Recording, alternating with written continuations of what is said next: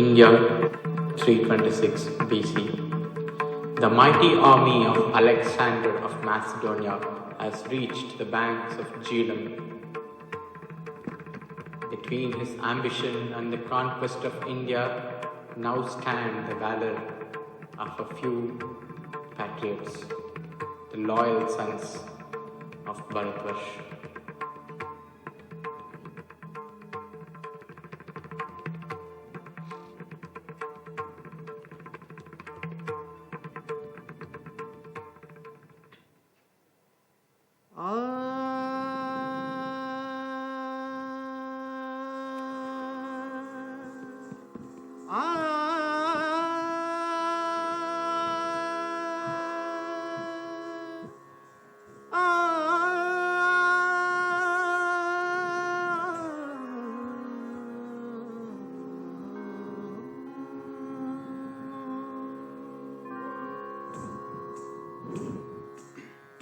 वेद शास्त्र पुराणों की, ये भारती है ऋषि मुनियों की, ज्ञान विज्ञान और वीरों की, ये गाथा भारतवर्ष की, ये गाथा भारतवर्ष की। उत्तरम यत्समुद्रस्य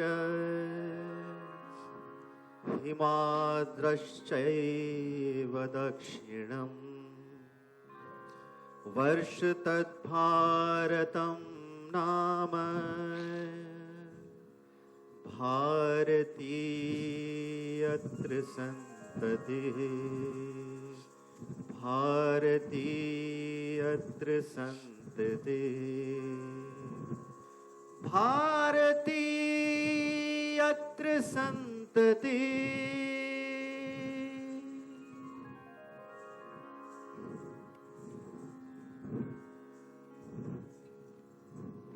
वह देश जो समुद्र के उत्तर में स्थित है और बर्फीले पहाड़ों के दक्षिण में, वह देश भारत कहलाता है और वहां रहते हैं भरत के वंशज गणतंत्र। त्वं हि विद्या त्वं हि धर्मः, प्रजा की सेवा का जाने तंत्र लोकतंत्र। त्वं हि रुद्धि त्वं हि कर्मः, मातृभूमि का सम्मान यही मंत्र। स्वतंत्र त्वं हि प्राणा शरीरे, त्वं हि प्राणा शरीरे, त्वं हि प्राणा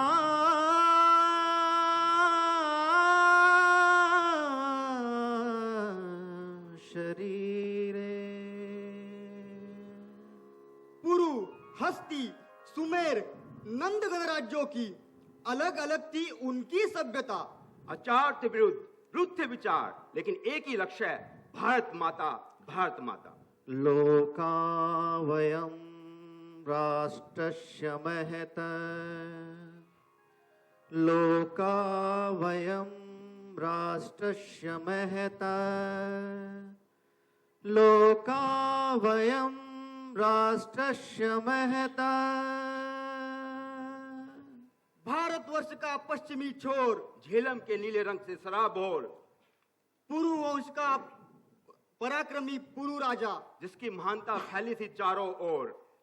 बधाई हो बधाई राजा पुरु की रानी लाची।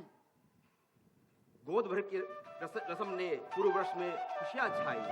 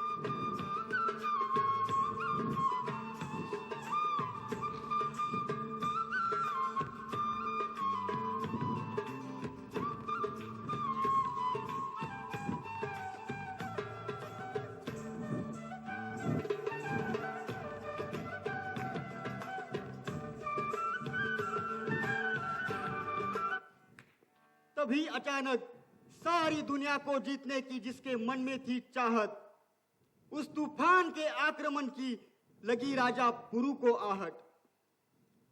चीख, लहू और लाशों का जिसने मचाया था बवंडर, मैसिडोनिया से चल पड़ा था अलेक्जेंडर सिकंदर। ये कैसी रक्त रंजिश जो तलवार के नोक पर दुनिया जीतने की, जबकि जीता जा सकता है एक मुस्कान से, प्रेम और शांति से।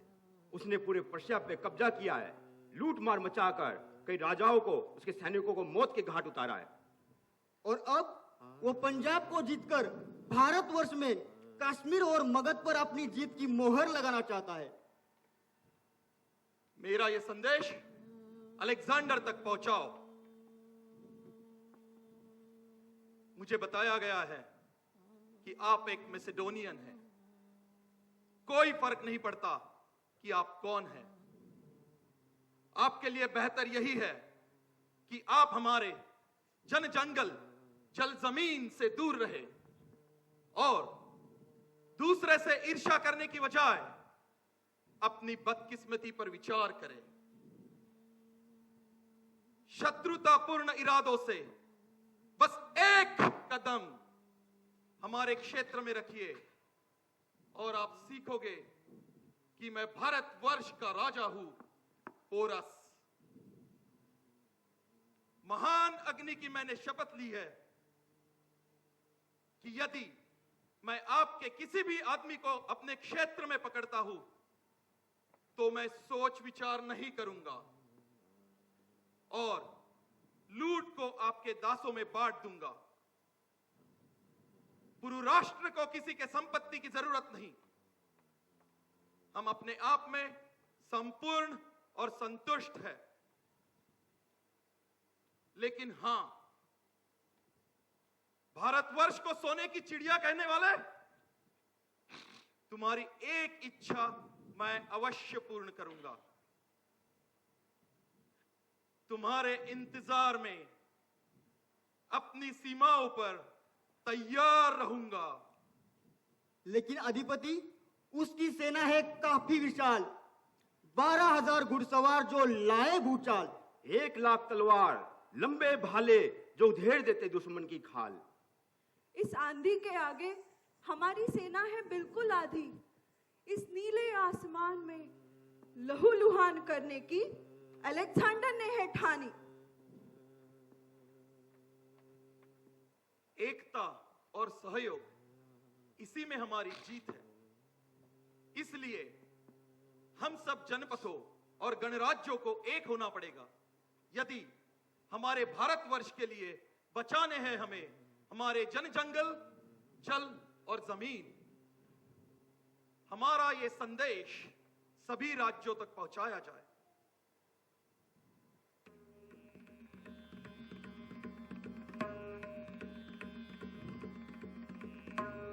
ऐक्यं बलं समाजस्य तद्भावे सदुर्बलः तस्मात् ऐक्यं प्रशंसन्ति दृढं राष्ट्रहितैषिणः। ऐक्यं बलं समाजस्य तद्भावे सदुर्बलः तस्मात् ऐक्यं प्रशंसन्ति दृढं राष्ट्रहितैषिणः।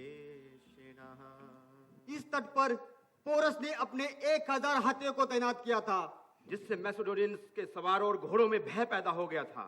सिकंदर और उसकी सेना झेलम नदी के उस किनारे पर थी। उसने एकजुट होने के लिए अन्य गणराज्यों से दलीलें भेजी।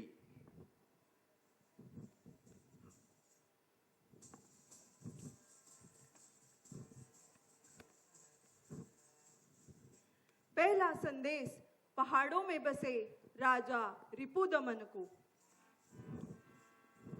पुरु के बचपन में रिपुदमन ने कई बार उसकी जान बचाई।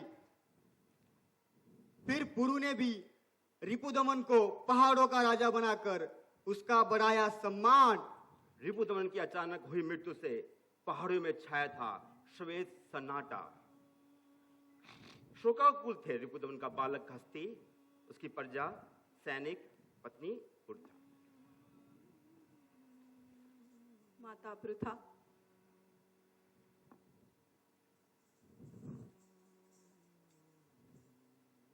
जन जंगल जल जमीन,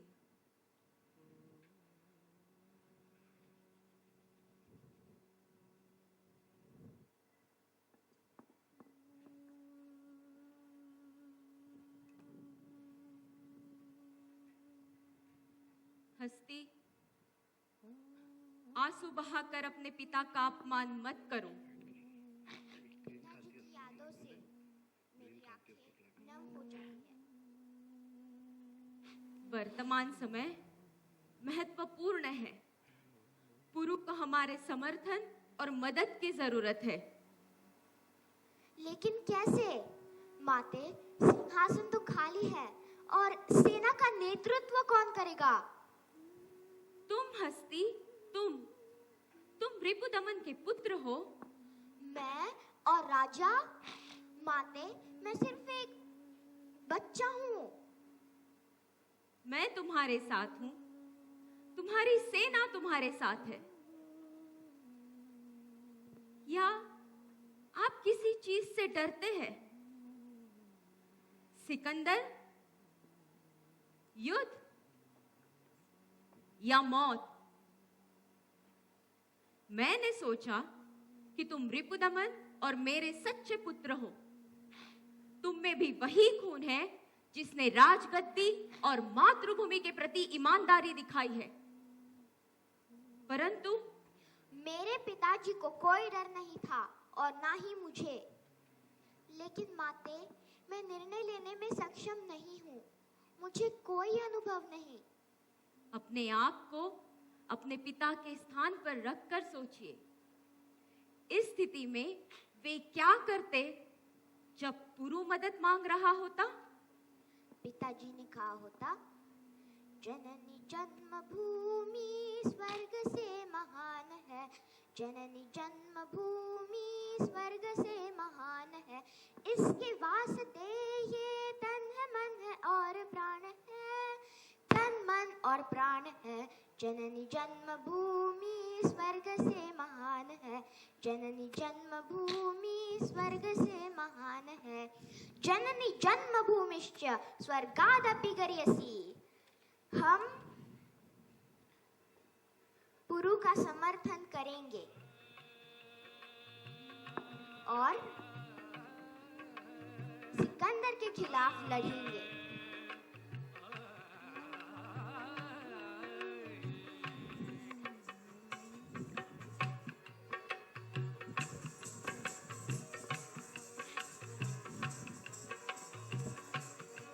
दूसरा संदेश जंगलों में बसे राजा सुमेर को। दस्यु गण थे बड़े चतुर, चोरी डकैती उनका कर्म। तीरंदाजी में थे माहिर, जंगलों की रक्षा करना उनका धर्म। गणनायक सुमेर। जन जंगल जल जमीन। पुरु ने हम दस्युओं को विदेशी आक्रमणकर्ताओं से लड़ने के लिए न्योता भेजा है, पर यह हमारा सम्मान ही है। बड़े राज्य जो हम पिछड़े जंगलवासियों को बराबरी का स्थान दे रहे हैं, पुरु को बताए हमारी सेना जो लंबे समय तक पानी में तैर सकती है, सांस रोके रख सकती है, तीरंदाजी और छिपकर दुश्मन पे वार कर सकती है। पुरु को बताए हम और हमारी सेना आपके साथ है और भारतवर्ष की रक्षा में, उसके इस यज्ञ में स्वीकार करे हमारी आहुति।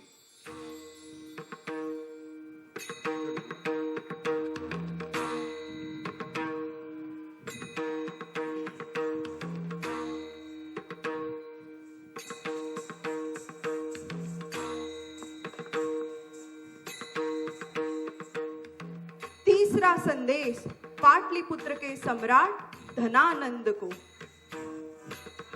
पाटलिपुत्र का राजा नंदवंशी धनानंद राज वैभव और शक्ति का था उसे बड़ा घमंड। सोन गंडक गंगा नदियां करती उसकी सीमाओं की रक्षण। आपसे ऋण छोड़ पुरु ने मांगा फिर से भी उससे समर्थन।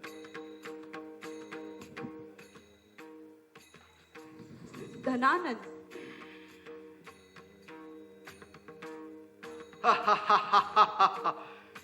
जन जंगल जल जमीन, पुरु वंश के पुरु को अब धनानंद की याद आई। चलो देर से ही सही, लेकिन उसने नंद की प्रबलता है सराई।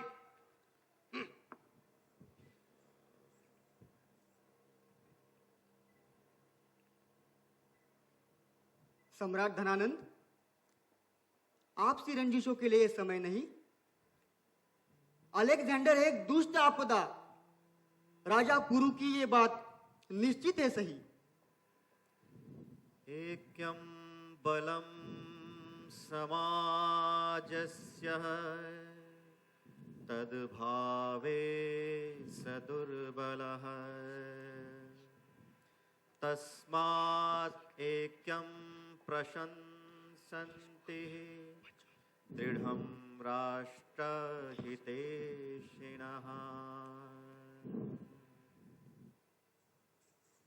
हमारे 6000 हाथी, 10,000 घुड़सवार और विशाल सेना को देखकर अलेक्जेंडर और उसकी सेना भाग जाएंगे, लेकिन नदी के इस पार हम तैयार रहेंगे, क्योंकि सोन, गंडक और गंगा नदियां उफान पर हैं। ये तो आने वाला समय ही बताएगा कि हम अगर अलेक्जेंडर तक पहुंचते हैं या अलेक्जेंडर पुरु की सेना को फांद कर भगत की सीमा पर पहुंचता है। जाओ, पुरु तक हमारा समर्थन पहुंचाओ।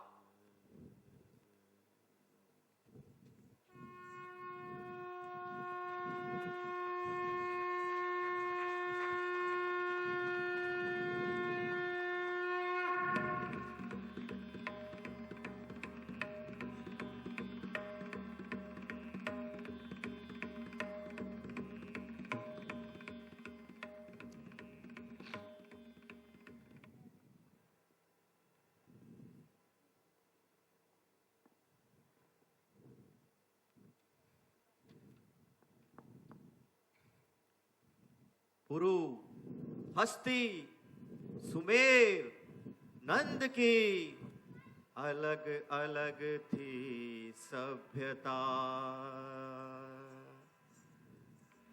सिकंदर को रोकने लहराया परचम मानवता का। अनेकता में थी एकता और एकता में अनेकता।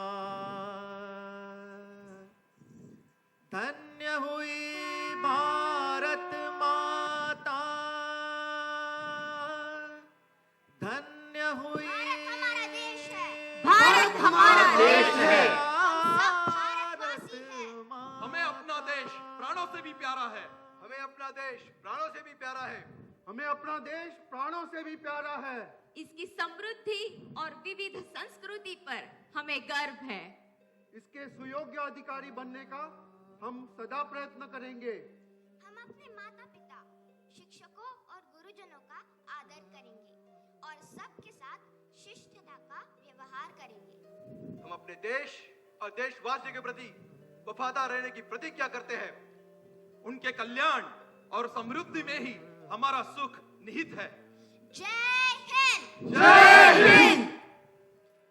लोकावयं राष्ट्रस्य महतः लोकावयं राष्ट्रस्य महतः Even to this day, questions remain regarding the result of the battle. Battles have been fought, battles have been lost. But what matters more, on the day of battle, who showed up on the field? Who stood together?